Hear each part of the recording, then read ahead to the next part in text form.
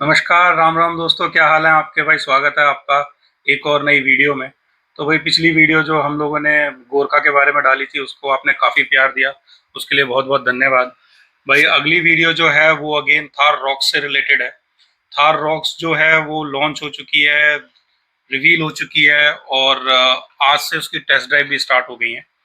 तो हम लोग भी इसी सिलसिले में शोरूम पे गए थे और उम्मीद की थी कि शायद हमें भी टेस्ट ड्राइव करने का मौका मिले, अपने आजमाने का मौका मिले उस गाड़ी को। बट क्या हुआ कि जब हम शोरूम पे पहुंचे तो पता चला वहां पे पहली बार थार रॉक्स को रिवील किया जा रहा था, यानी कि शोरूम अपने लेवल पे ही उस गाड़ी को रिवील कर रहा था। ओपनिंग होती थी तरह से। ओपनिंग कर रहा था, तो हम लोगों ने उस इवेंट को अटेंड किया और हम एक्सपेक्ट कर रहे थे कि चलो कम से कम उसके बाद हमें टेस्ट ड्राइव करने को मिल जाएगी। बट हमें सुनने को ये मिला कि उनके पास अभी तक कोई टेस्ट ड्राइव व्हीकल है नहीं, जबकि महिंद्रा बोल रही है कि 14 तारीख से टेस्ट ड्राइव मिलनी स्टार्ट हो जाएगी। हम नोएडा गए थे, ग्रेटर नोएडा से हमें नोएडा जाना पड़ा। ग्रेटर नोएडा में तो व्हीकल ही अवेलेबल नहीं है। तो ये सारी सिचुएशन देख के मुझे कुछ लग रहा है कि ये स्कॉर्पियो एन से भी बड़ा मैसअप ना करे महिंद्रा, क्योंकि पिछली बार जब स्कॉर्पियो एन लॉन्च हुई थी तो यही सारे इश्यूज, टेस्ट ड्राइव नहीं मिल रही, गाड़ी देखने को नहीं मिल रही और लोग केवल कैटलॉग देख के गाड़ी को बुक कर रहे हैं। 6 महीने साल साल भर तक लोग वेट कर रहे हैं, गाड़ी का दर्शन हुआ नहीं है बिल्कुल कि गाड़ी देखने में मिलेगी कैसे एक्चुअली। हाँ, तो वही हम लोगों ने जब गाड़ी बुक की थी तो बिना देखे बुक की थी। उसके बाद हमने जब उसका ट्रायल लिया तब तक तो हम बुक कर चुके थे, एडवांस पे लगभग कर चुके थे। पूरे 9 महीने बाद जाके हमें गाड़ी के दर्शन हुए थे। हाँ, तो हमारी जो स्कॉर्पियन है वो पैदा हुई थी, वो हमें मिली नहीं। तो भाई ये जो सिचुएशन है ये महिंद्रा के साथ रहती है और इस बार वो इस चीज को कैसे मैनेज करते हैं ये देखने लायक होगा। मैनेज करते हैं या फिर किस तरीके का मैथ फैलाते हैं। तो वो आपके सामने आ ही जाएगा। तो भाई ये वीडियो बनाने का मकसद ये था कि हम सोच रहे थे कि आपको गाड़ी दिखाएं, तो गाड़ी भी दिखा देंगे। वीडियो के बीच में आपको क्लिप्स देखने को मिल जाएंगी। वॉक अराउंड बनाकर कोई फायदा नहीं है, आपने ऑलरेडी काफी सारे वॉक अराउंड देख लिए होंगे।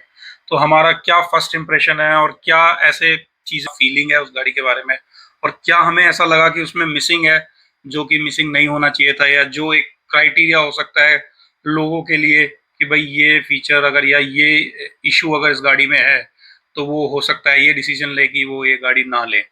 तो भाई इसीलिए हम लोगों ने सोचा, हमने कुछ कुछ पॉइंट्स ऑब्जर्व किए, वो आपके साथ में ऑब्जर्व मतलब शेयर करेंगे।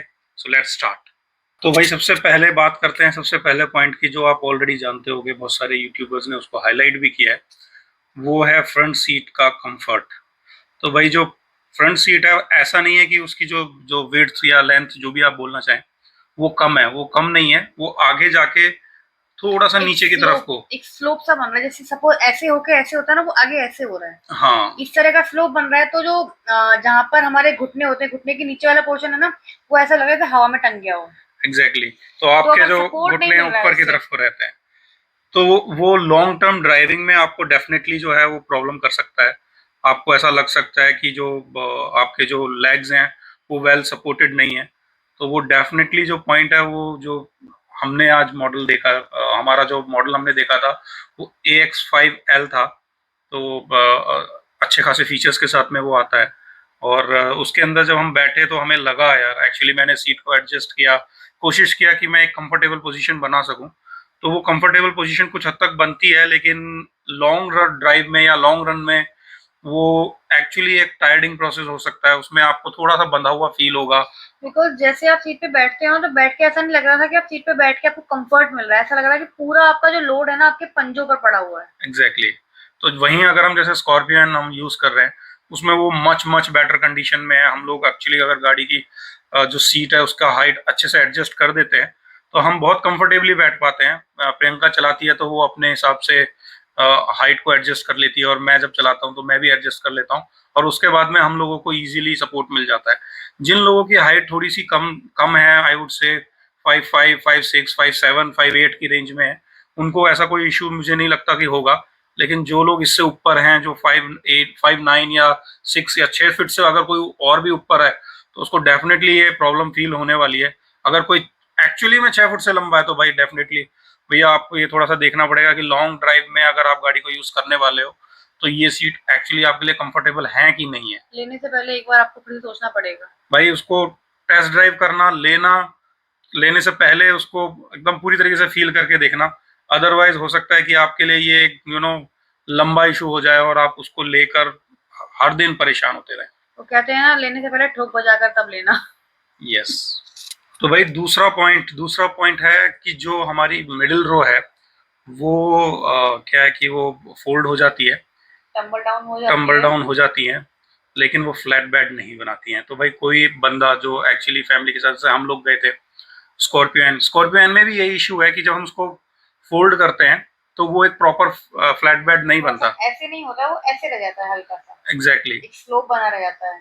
बट हमारे को क्या बेनिफिट है कि स्कॉर्पियो एन एक लंबा व्हीकल है, हम उसमें सामान वगैरह को इस तरीके से एडजस्ट करके एक फ्लैट बेड बना पाते हैं। बट वहीं पे 7 सीटर है, उसमें तीसरी रो भी है, तीसरी रो बिल्कुल प्रॉपर फ्लैट हो जाती है। उसके फ्लैट होने की वजह से हम बीच में सामान ऐसे एडजस्ट करते हैं और मतलब थोड़ी सी अकल लगाकर और उसको प्रॉपर फ्लैट बेड में कन्वर्ट कर लेते हैं। बट इसमें आप ऐसा कुछ नहीं कर सकते, चाहे कुछ भी कर लो। फ्लैट बेड अगर आप बना भी लोगे तो वो प्रॉपर नहीं होगा, उसमें लेटने का थोड़ा सा मुझे लगता है कि अगर आप जैसे हमारा, अगर आपने पिछला लद्दाख टूर देखा होगा तो हम आराम से फैल के सो गए थे उसके अंदर, मेरे जैसा 6 फुट का आदमी बड़े आराम से सो गया था। मुझे लगता है कि वो चीज इसमें पॉसिबल नहीं है। तो प्रॉपर फ्लैट बेड बनाना सामान के साथ में, मतलब आपका सामान भी रखा रहे और फ्लैट बेड भी बन जाए, बहुत मुश्किल होने वाला है। सामान के साथ बना लोगे लेकिन उस सामान ना आपकी रीच में नहीं रहेगा, आपको पूरा उसको असेस करना पड़ेगा, then you can access your things. तो अगर आप इसको एक टूरिंग व्हीकल की तरह ले रहे हो और आप सोच रहे हो कि आपको इस गाड़ी के अंदर ही मतलब समय बिताना है, कहीं पे अगर कैंपिंग करनी है या इसके अंदर रुकना है, तो भैया वो एक इशू रहने वाला है। तो वही सोच लो, अगेन पहले गाड़ी देख लो, दिमाग में इमेज बना लो कि आपको लगता है कि आप उसको फ्लैट बेड बना सकते हो। मुझे कहीं ना कहीं लगता है कि नहीं पॉसिबल है, लेकिन अगर आपको लगता है और आपको लगता है कि वो पॉसिबल है और आपकी फैमिली के हिसाब से ठीक है, तो आप इसको कंसिडर कर सकते हो। थार लेने के बाद कोई लॉन्ग ट्रिप पे या फिर कहीं ऑफ रोड के लिए लंबे रूट पे ना जाए तो ऐसा तो हो ही नहीं सकता। शायद ही कोई ऐसा होगा कि थार लेने के बाद लद्दाख ट्रिप ना मारे। भैया लद्दाख स्पीति के लिए ही लोग जब सबसे ज्यादा उस गाड़ी को प्रेफर करते हैं, इसीलिए उसपे जगह जगह ना कैमल और सैंड डून्स इस तरह से बने हुए थे। एब्सोल्युटली। तो वो भी मैं अभी वीडियो में हमने यहाँ पे कहीं पे क्लिप डाल दी होगी, तो उसको इस तरीके से प्रोजेक्ट किया जा रहा है कि आप इसको कहीं भी लेके जा सकते हो, इंजॉय कर सकते हो, आप सैंड्स में लेके जा सकते हो, पहाड़ों पे, और अलग तरीके से, और सारे मोड्स भी हैं। वो एक अच्छाई जो है वो हम अगली वीडियो में आपको कवर कर देंगे। कुछ एक अच्छाई भी है इस गाड़ी में, कुछ एक नहीं, काफी सारी अच्छाई हैं। ऐसा नहीं है कि सारी बुराई बुराई है, बट अभी हम इस वीडियो में कवर कर रहे हैं कि वो पॉइंट्स जिनको देख के आपको लगे कि अरे यार ये और होता तो शायद और बेटर हो जाता। एक बार और सोच लेना चाहिए। तो भाई चलते हैं अपने अगले पॉइंट की तरफ। अगला पॉइंट जो है वो थोड़ा सा इंटरेस्टिंग है, क्योंकि ये केवल थार रॉक्स की प्रॉब्लम नहीं है, ये स्कॉर्पियो एन की प्रॉब्लम है, ये 700 की प्रॉब्लम है, और महिंद्रा ने डिसाइड कर लिया है कि वो उसको ऐसे ही रखने वाले हैं। वो है 12 वोल्ट का सॉकेट जो आता है, जो कि बहुत ही क्रिटिकल चीज़ है। आपको यूज़ करना है, आपका टायर इन्फ्लेटर आपको अगर यूज़ करना है या बाकी कोई इक्विपमेंट जो आपको उसके साथ चलाना है, वो आपको फ्रंट में नहीं मिलता है, वो आपको मिलता है पीछे थर्ड रो में। स्कॉर्पियो एन में तो और 700 में तो इतनी बड़ी प्रॉब्लम है कि आप इन्फ्लेटर लगा के आगे वाले टायर में डायगोनली अपोजिट जो है उसमें अगर आप भरने की कोशिश कर रहे हो तो आपका वो पहुंचता ही नहीं है पॉइंट। एक तो इन्फ्लेटर का वायर इतना छोटा सा आता है, वो आगे तक पहुंच ही नहीं सकता। तो या तो आपको एक ऐसा इन्फ्लेटर ढूंढना पड़ेगा जिसके अंदर केबल एक्चुअली में काफी लंबा हो, या फिर आपको इस प्रॉब्लम के साथ में जूझना पड़ेगा। अगेन थार रॉक्स की जो लेंथ है वो इन दोनों व्हीकल से कम है, तो हो सकता है कि अगर आप नॉर्मल इन्फ्लेटर या दूसरे इक्विपमेंट लेते हो तो उनको आप इजीली यूज कर पाओ। बट पीछे वाली रो में देने का मुझे थोड़ा सा लॉजिक कहीं समझ में नहीं आया। फ्रंट में कहीं पे उसको अगर एडजस्ट करते या कुछ उसका ऑल्टरनेट ऑप्शन देते तो ज्यादा बेटर रहता। ये एक सुई की तरह चुभने वाली चीज है, क्योंकि मैं एक्चुअली फील कर रहा हूँ इस चीज को। तो भाई हमने फेस किया है एक्चुअल में ये प्रॉब्लम। तो एक्चुअली हम लोग जब इन्फ्लेटर से हवा भरनी थी तो हमने एक दूसरी गाड़ी में कनेक्ट करके और उसको रिवर्स करा के, और उसके बाद हाँ, आपने अगर लद्दाख टूर देखा होगा तो उसमें आपको पता चला होगा वो चीज़। तो भाई ये एक्चुअली में इन्फ्लेटर चलाना या बाकी कोई इक्विपमेंट चलाना, उसके लिए पीछे जाके बंदा चलाएगा, वो ऐसा जरूरी नहीं है। फ्रंट में अगर हमें ये 12 वोल्ट का सॉकेट मिलेगा तो बहुत बेटर है।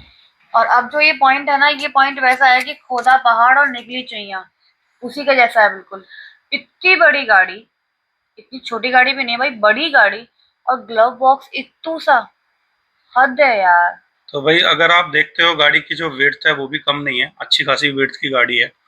बट जो जो म्यूजिक सिस्टम के लिए जो स्पीकर्स उन्होंने दिए हैं वो उन्होंने आगे डैशबोर्ड में माउंट किए हैं, जो कि डोर में नहीं है। फ्रंट की बात कर रहा हूँ मैं। और वो डोर में ना होने की वजह से उन्होंने डैशबोर्ड में दिए हैं, और डैशबोर्ड में देने की वजह से क्या हुआ है, ग्लव बॉक्स जो है ना वो बहुत ही छोटा हो इतना गया। इतना साइज का, इतना साइज बहुत का ही छोटा पर्स, सा है, मेरे ख्याल से पर्स वर्स छोटा, वो भी मेल पर्स रखने के लिए है। वॉलेट ही उसके अंदर आ सकता है। तो इस तरीके की चीजें आपको रखने के लिए वो सफिशिएंट है। उसके अंदर आप कोई भी सामान नहीं रख सकते हो। भैया हमारे लिए ये बहुत इंपॉर्टेंट है, क्योंकि जब भी हम ट्रैवल करते हैं, अभी भी अगर मैं जाके अपनी गाड़ी का ग्लव बॉक्स खोलूंगा तो उसके अंदर दुनिया भर का सामान होगा। एक छोटा सा ब्रीफ केस रहता है वो। तो भाई वो चीज़ होनी बहुत ज़रूरी है। उसके अंदर आपकी कुछ चीज़ें रखी रहती हैं जिनको आपको यूज़ करना होता है। तो हमने आज तक जितने भी व्हीकल लिए हैं, मतलब चाहे छोटे से छोटा बड़े से बड़ा, सब में वो एक सब डिसेंट में साइज का डिसेंट होता है। साइज का था। भाई ये बहुत ही छोटा है यार, मतलब आई नो थार में भी छोटा था और थार रॉक्स में भी छोटा है। तो भाई ये तो बट थार भी छोटी थी ना, थार रॉक्स तो बड़ी है, एटलीस्ट वो बड़ा कर लंबाई देते। बढ़ाई है, चौड़ाई, ऐसे बढ़ाई तो चौड़ाई भी है। दोनों चीज बढ़ाई, थोड़ा तो, सा उसको भी बड़ा कर देते। तो भाई ये चीज जो है ये एक्चुअली में अगेन होना बहुत जरूरी है, प्रैक्टिकलिटी होना बहुत जरूरी है। शायद जो ड्राइव करेगा ना उसको इतना नहीं खलेगा कि वो बहुत छोटा है, बट जो को ड्राइवर होगा उसको उसकी कमी ना बहुत खलेगी कि भाई भाई इतना छोटा सा। ड्राइवर्स को भी खलेगा, क्योंकि अभी क्या है, मेरा जो कुछ सामान जो है वो वहाँ पे चुपचाप पड़ा रहता है। जब वो चुपचाप नहीं पड़ा रहेगा, इधर उधर रहेगा, तो आपको इशू आने तो वो वाला है। खटकेगा जरूर। वो खटकेगा जरूर। और केवल वही नहीं है, उसके अलावा भी जो बाकी स्पेस मैनेजमेंट है वो बहुत ज्यादा बेटर नहीं है, आई उसने वुड भी से। ना खिचपिच टाइप कर दिया। ग्लास होल्डर है, ग्लास होल्डर वो इतने गहरे हैं, वो उसमें क्या आप होल्ड करोगे, क्या ग्लास रखोगे। सपोज आप ग्लास या बॉटल कुछ भी उसमें रखते हो, हल्का सा कहीं भी दचकी आई, कोई ब्रेकर आया, वो निकल गया, पहले आपकी गोद में आ जाएगा। इनफैक्ट अगर आप 4x2 ले रहे हो तो फिर भी आपको स्पेस मैनेजमेंट ठीक लगेगा। जैसे ही आप 4x4 में वो दूसरा लीवर भी ऐड हो जाता है, उसके बाद में जो स्पेस मैनेजमेंट है वो थोड़ा सा आपको कहीं ना कहीं घिच पिच वाली फील देगा वो बिल्कुल। खलने वाला है। और मैंने पीछे कुछ वीडियोस देखी थी, मुझे लगता है कि जो मैं यहाँ पे वीडियो में डाल रहा हूँ ये फोटो, मुझे ठीक से याद नहीं है, आप जरूर कमेंट्स में बताना। मुझे लगता है कि जो बॉटल होल्डर है उस पर काम किया है उन्होंने। अब उसमें आप एक अच्छा खासा बड़ा बॉटल भी रख सकते हो, उसको थोड़ा साइज बढ़ाया है। लेकिन जो इनिशियल वीडियोस जो स्टार्टिंग में आई थी थार रॉक्स की, उसमें वो काफी छोटा था। लेकिन अभी मेरे को लगता है कि इन्होंने जो प्रोडक्शन मॉडल जो है उसमें थोड़ा बहुत उसके साथ में कुछ ट्विस्ट किया है। तो बॉटल रखने के लिए थोड़ी बहुत जगह ठीक है, लेकिन जो सेंटर कंसोल में जो जगह होती है वो बहुत कम है। और ग्लव बॉक्स में तो भाई बिल्कुल ही नहीं है, आप केवल पर्स रख सकते हो वहाँ पे। वो भी इनका, हमारा नहीं। एक और अगले पॉइंट की तरफ बढ़ते हैं। भाई ये पॉइंट थोड़ा सा कुछ लोग बोल सकते हैं यार ये कोई कमी नहीं है गाड़ी की, मैं भी मानता हूँ कि कोई कमी नहीं है। बट आप जब एक बट एक व्हीकल, मिस तो है। एक मिस तो है, जब आप एक व्हीकल खरीदते हो तो एक ब्रांडिंग होती है उसकी। तो जो ब्रांडिंग होती है वो उसके लोगो से आती है। तो अगर आप गाड़ी के आगे खड़े हो तो महिंद्रा का कोई लोगो नहीं है, महिंद्रा लिखा हुआ है, पूरा प्रॉपर महिंद्रा है, बट नो बटरफ्लाई। वो भी एम्बेडेड है, तो वो उस पर आप थोड़ा सा अगर देखोगे तो वो दिखाई देगा, अदरवाइज ऐसा कुछ दिखाई नहीं देगा। बट एक्चुअली क्या है, थार जो है वो अपना इतना नाम कमा चुकी है मार्केट में कि उसमें लोगों को लगाने की जरूरत नहीं है। बट फिर भी एक मतलब जब आप गाड़ी डिजाइन कर रहे हो तो आई एम श्योर कि जो डिजाइनर है वो ध्यान में रखता है एक पर्टिकुलर स्पेस की, भाई यहाँ पर अपने मेरा लोगो को फिट होना है। लोगों को जो है मेरा फिट होगा। भैया वो लोगो फ्रंट में तो बिल्कुल है ही नहीं, और बैक में भी ऐसा नहीं है कि कोई बहुत अच्छी तरीके से दिया हुआ है। तो जो आपका रियर व्हील रहता है, स्पेयर व्हील जो है, उसी के ऊपर वो लोगो नजर आता है, उसके अलावा कहीं पे और वो लोगो वगैरह नहीं है। तो ये लोगो का जो जो है ये होना चाहिए था यार। इन लोगों को ये लोगों का समझ में क्यों नहीं आता। भैया इनका, इनकी मर्जी है भाई, इनको लगता है कि इनका ये थार रॉक्स जो है ये महिंद्रा से भी बड़ा ब्रांड है, तो ठीक है भैया आप लोगो मत लगाओ।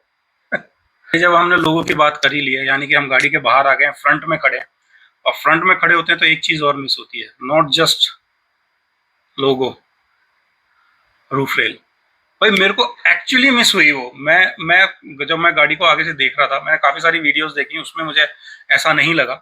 लेकिन जब मैं सामने जाके खड़ा हुआ तो मैं बोल रहा था यार कुछ तो ऐसा ऑफ सा है, कुछ तो ऐसा नहीं है जो होना चाहिए था। और मैंने थोड़ी देर बाद जब ध्यान दिया तो मुझे दो चीज समझ में आई। एक तो रूफ रेल नहीं है, और दूसरा जो सनरूफ है वो थोड़ा सा पीछे की तरफ है। मतलब मे बी ये मेरे को लग सकता है कि ऐसा है। जो अपनी स्कॉर्पियो है ना उसमें वो थोड़ा सा थोड़ा फ्रंट सा की तरफ फ्रंट दिखता है। फ्रंट रो में आता है वो। हाँ फ्रंट से में दिखता है, लेकिन इसमें थोड़ा सा वो बीच में की तरफ को है। यानी कि पीछे से जो लोग सनरूफ को एक्सेस करना चाहते हैं उनके लिए बहुत बेटर है, लेकिन थोड़ा सा ऑफ लगता है। और उसके साथ में ही सनरूफ, सॉरी रूफ रेल ना होना अजीब सा लगा। आफ्टर मार्केट लगवा सकते हैं, काफी कुछ आने वाला है। आफ्टर मार्केट तो गाड़ी का बिल्कुल काया पलट कर सकते हैं, बट स्टिल ऐसा लगा कि मतलब कुछ ना अधूरापन सा उसमें है। तो भैया रूफ रेल ही क्या, वो आगे के ग्रिल पे हो सकता है इसलिए लोगों ने दिया हो, क्योंकि पता है महिंद्रा को लोगों ने वो ग्रिल निकाल के फेंक देनी है, वो तो निकाल ही देना है पूरा, और नई ग्रिल लगनी है वहां पे नए नए डिजाइन की। तो हो सकता है यार क्यों लोगों पे पैसा खर्चा करना। तो इसी तरीके से रूफ रेल है। रूफ रेल मेरे हिसाब से देना चाहिए था, फैंसी दे देते, वर्केबल ना ही देते तो भी चल जाता। लेकिन वो मुझे लगता है कि जो लुक को एनहेंस करता है, जो एक एक एसयूवी फील आता है गाड़ी में, वो होना चाहिए था उसके अंदर। अननेसेसरी की कॉस्ट कटिंग करी है उसमें। अब ये अननेसेसरी है कि नहीं ये तो आप ही बताओगे, लेकिन रूफ रेल होती तो मुझे लगता है कि थोड़ा सा और एक लुक बढ़ता उसका, हाँ कुछ पॉइंट्स बढ़ जाते। एब्सोल्युटली। और एक पॉइंट जो हम ऑलरेडी पहले कवर कर चुके हैं जब हम फ्लैट बेड की बात कर रहे थे कि इट्स नॉट अ 7 सीटर। तो भाई जब आप 5 डोर गाड़ी ले रहे हो, और इसके कंपटीशन में जो मैंने पिछली वीडियो बनाई थी, गोरखा डेफिनेटली रहती है। और गोरखा जो है 7 सीटर ऑफर कर रही है आपको, अच्छा खासा कैप्टन सीट जैसा एक्सपीरियंस है थर्ड रो में, क्योंकि इसमें एंट्री पीछे से है। तो कहीं ना कहीं मुझे लगता है कि चाहे वो टम्बल डाउन हो जाती है उसके बाद हमारे को पूरी जगह मिल जाती है जैसे स्कॉर्पियन में, लेकिन वो थर्ड रो मतलब नहीं है आपके लिए। आप 5 सीटर है, इस चीज़ के साथ में आप कंफर्टेबल हो, आपको मालूम है कि आपको 7 सीटर की जरूरत नहीं है, आपको केवल 5 सीटर चाहिए, तो कोई प्रॉब्लम नहीं है। लेकिन अगर आप एक्सपेक्ट कर रहे थे कि एक 7 सीटर लेनी है, तो ये गाड़ी फिर आपके लिए नहीं है। 7 सीटर हो, बट अगर आपको टम्बल डाउन कर लो, यूज करो 5 सीटर। किसने बोला है कि उनको पूरा बनाकर चलो 7 सीटर? ऑप्शन तो रहता है। और जब इतनी बड़ी गाड़ी है तो कम से कम 7 सीटर तो होना ही चाहिए था, चाहे फिर उसको टम्बल डाउन रखो, चाहे स्क्रू निकाल के बाहर रख दो। मुझे पता है अगर वो थर्ड रो देते तो वो भी एक नेगेटिव में आ जाता कि लेग रूम नहीं है, लेग रूम नहीं है। बट फिर भी मुझे लगता है कि यार इमरजेंसी में, जैसे हमारी गाड़ी में भी हम थर्ड रो, हमने जब से गाड़ी ली है रेयरली यूज की है, लेकिन जिस दिन जरूरत होती है उस दिन जब हम खोल के किसी को बैठा देते हैं वहां पे, तब हमें लगता है कि यार हमारे पास एक एक फैसिलिटी है जिसको हम यूज कर रहे हैं। भाई फाइनल पॉइंट, ये पॉइंट मेरे मेरे लिए बहुत इंपॉर्टेंट है, क्योंकि मैं हमेशा से विजुअलाइज कर रहा था कि अगर मैं कभी भी अपनी नेक्स्ट गाड़ी लूंगा या नेक्स्ट कार जब भी लूंगा, तो मैं 4x4 की तरफ अपना दिल लेके जाना चाह रहा था। तो 4x4 का कुछ आता पता ही नहीं है भाई, ना उसके प्राइस लॉन्च हुए हैं। शोरूम पे जहां हम गए वहां पे 4x4 अवेलेबल नहीं थी, दर्शन भी नहीं हुए हैं। हो सकता है दूसरे शोरूम पे हो, लेकिन उसका आपने अभी तक प्राइस लॉन्च क्यों नहीं किया है, मतलब प्राइस क्यों नहीं रिवील किया है? आप वो कब देने वाले हो? आप वो अभी देने वाले हो या आप उसको 6 महीने तक अभी तक लटका के रखने वाले हो? क्या रीजन है कि 4x4 के बारे में अभी महिंद्रा जो है वैसे तो दिखा रहा है अपने कमर्शियल्स में और अपने यूट्यूबर्स को भी दे रखी है, बट उसको आम लोगों के लिए बायर्स के लिए अभी तक ओपन क्यों नहीं किया है? क्यों उस चीज को अभी तक छुपा के बैठे हुए हैं? क्या ऐसा कारण है कि भाई उसका ना प्राइस रिवील कर रहे हैं, ना उसके बारे में किसी भी शोरूम वाले से बात करते हैं तो बोलते हैं जी पता नहीं। हालांकि अभी तो वो बहुत सारी चीजों के लिए यही बोल रहे हैं कि पता नहीं। बट 4x4 के बारे में बात करो यार, उसके प्राइस रिवील करो, उसके बारे में बताओ कि वो कब से डिलीवरी स्टार्ट होगी, उसका भी टाइमलाइन सेम रहेगा जो 4x2 के लिए है, या उसके लिए कुछ अलग से टाइमलाइन आने वाला है? तो ये सारी चीजें जो है ना, बिल्कुल एक आई वुड से एक ब्लैक बॉक्स है जिसके बारे में हमें कुछ पता नहीं है। तो भाई ये आप बताओ कि क्या करना है हमें इसके बारे में। मेरे हिसाब से तो जैसे थार है तो थार का तो रौला ही काफी है, तो इसके लिए तो 4x4 का जो प्राइस है सबसे पहले रिवील होना चाहिए था। मुझे लगता है कि यही रीजन है, वो जानते हैं कि जैसे ही 4x4 मार्केट में आएगा वो 4x4 थार के साथ में कंपैरिजन में आएगा, और एब्सोल्युटली क्योंकि इसका व्हील बेस बढ़ गया और भी बहुत सारी चीजें चेंज हो गई हैं, तो इसकी कैपेबिलिटी और 3 डोर थार की कैपेबिलिटी में थोड़ा सा फर्क रहने वाला है। 3 डोर थार एनी हाउ ज्यादा कैपेबल रहने वाली है। तो ये एक रीजन हो सकता है कि भाई जो महिंद्रा जो है थोड़ा सा उसको पीछे की तरफ ले रही है।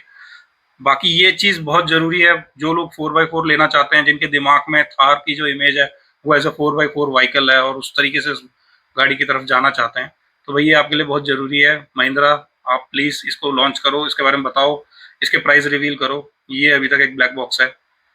तो भाई ये थे कुछ पॉइंट जो हमको लगा कि थार रॉक्स में मिसिंग है, या इनमें कुछ बेटर हो सकता था।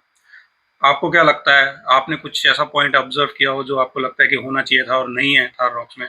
तो कमेंट सेक्शन में जरूर बताना। और जो पॉइंट्स हमने बताया आपको क्या लग रहा है कि वो सही है, या उसमें आपको लगता है कि नहीं ये पॉइंट ऐसा नहीं होना चाहिए था, तो वो भी जरूर बताना। तो ये थी भाई आज की video. Thank you for watching. Take care and bye bye.